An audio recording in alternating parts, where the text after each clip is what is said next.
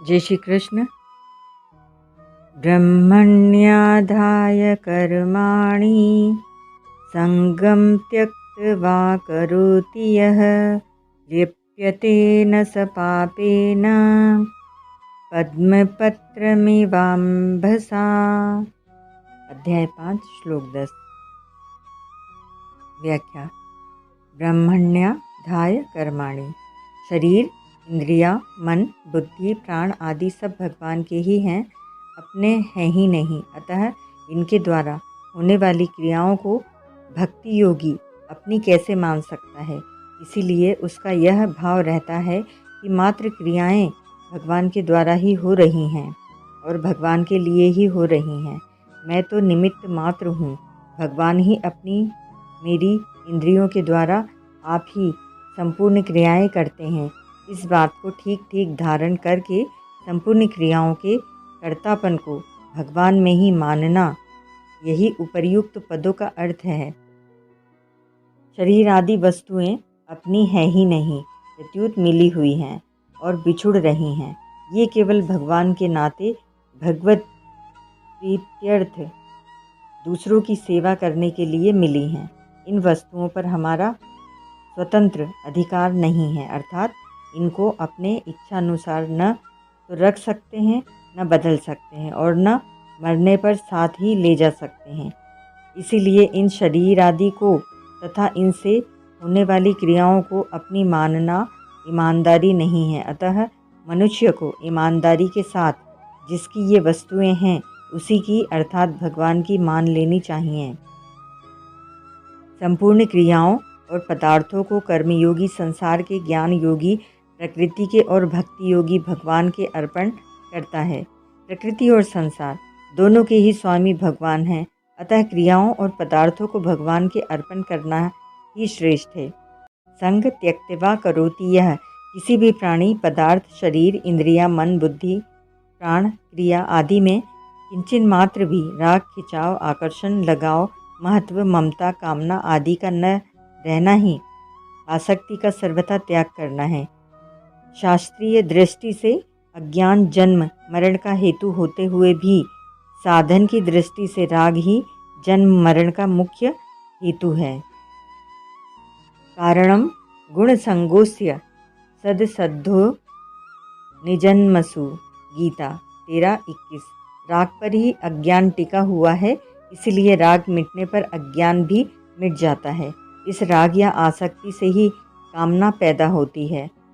संगात्स जायते कामः, गीता 2:62। कामना ही संपूर्ण पापों की जड़ है, गीता 3 अध्याय का 37वां श्लोक।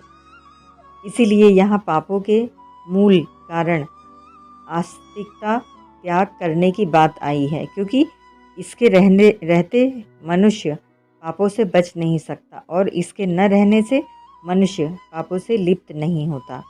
किसी भी क्रिया को करते समय क्रियाजन्य सुख लेने से तथा उसके फल में आसक्त रहने से उस क्रिया का संबंध छूटता नहीं, प्रत्युत छूटने की अपेक्षा और बढ़ता है।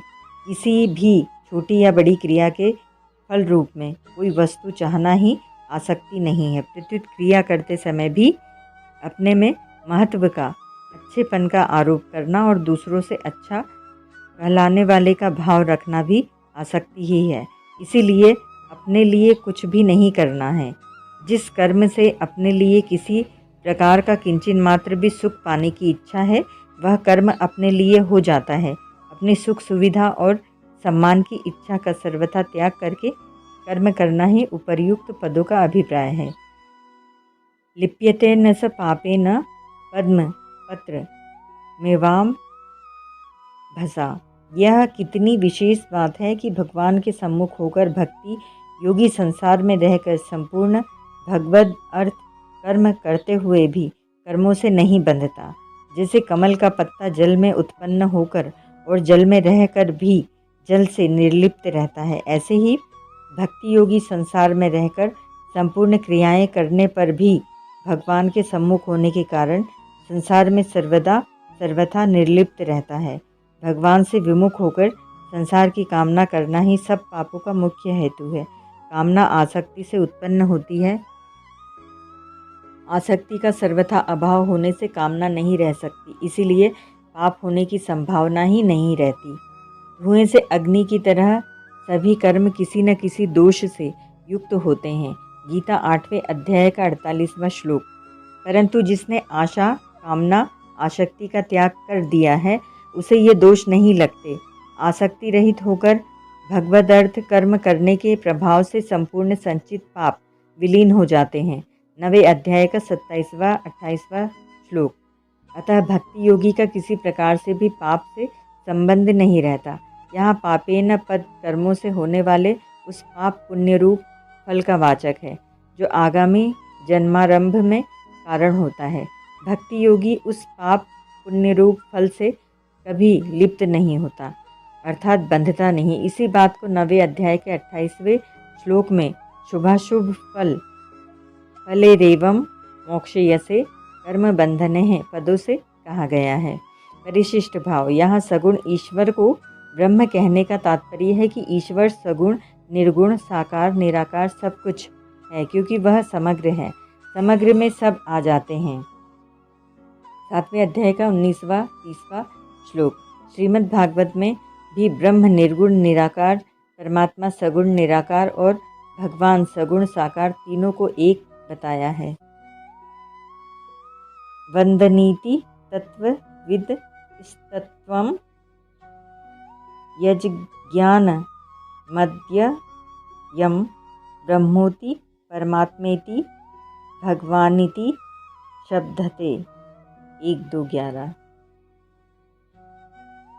तात्पर्य यह हुआ कि सगुण के अंतर्गत ब्रह्म, परमात्मा और भगवान ये तीनों आ जाते हैं, पर निर्गुण के अंतर्गत केवल ब्रह्म ही आता है, क्योंकि निर्गुण में गुणों का निषेध है। अतः निर्गुण सीमित है और सगुण समग्र है। वैष्णव लोग सगुण साकार भगवान के उत्सव को ब्रह्मोत्सव नाम से कहते हैं। अर्जुन ने भी भगवान श्री कृष्ण को ब्रह्म नाम से कहा है। परम ब्रह्म, परम धाम, पवित्रम, परम भवान। गीता 10-12। गीता में ब्रह्म के 3 नाम बताए हैं, ओम, तत् और सत। 17-23। नाम नामी का संबंध होने से यह भी सगुण ही हुआ। ओम तत्सत।